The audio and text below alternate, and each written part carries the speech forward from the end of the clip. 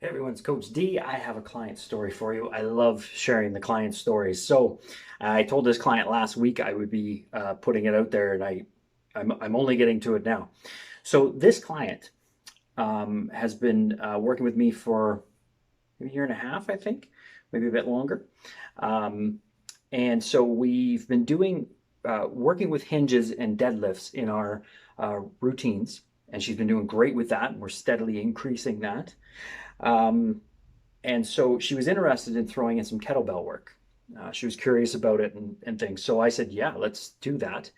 Um, I introduced her to kettlebell swings about 5 weeks ago, as of last Friday, and it didn't start so well. Kettlebell swings are, first of all, you have to know how to hinge properly.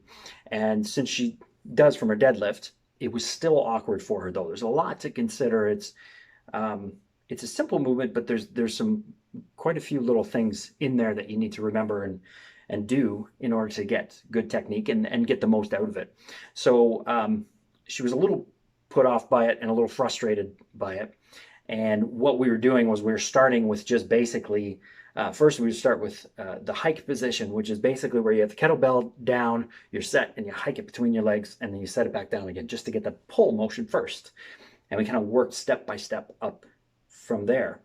And first week she was complaining, swearing through the kettlebell through the window. I had to replace it. It was nuts. I'm just kidding, but I told her I'd say that. She was frustrated. She was kind of put off by it. And I said, listen, what would you do if she's an avid trail runner and a fantastic trail runner? What would you do if there was a tougher trail or a longer distance or whatever? Well, you'd work at it. And so I said, it's going to come, but we haven't done it, so it's not going to feel natural at all, for sure.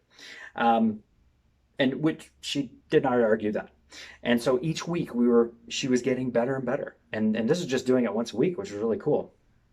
But just the little things would stick. And of course she could think less as we did it.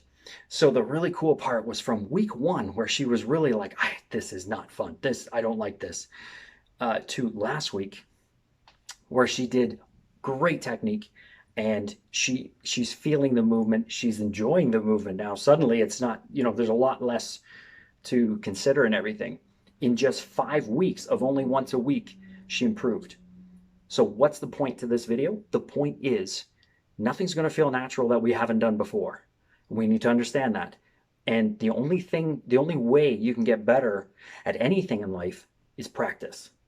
And thankfully, this was a client who's used to practicing something else she enjoys. So to put that mindset into this exercise was a little bit easier for her, probably maybe than some, but she did a great job, and she's improved immensely in 5 weeks, just step by step by step. It's pretty awesome to see. I wanted to share that with you and to remind everybody that nothing's going to feel natural at first. We all start as a beginner in whatever we do, and you can't become proficient at something without working at it consistently.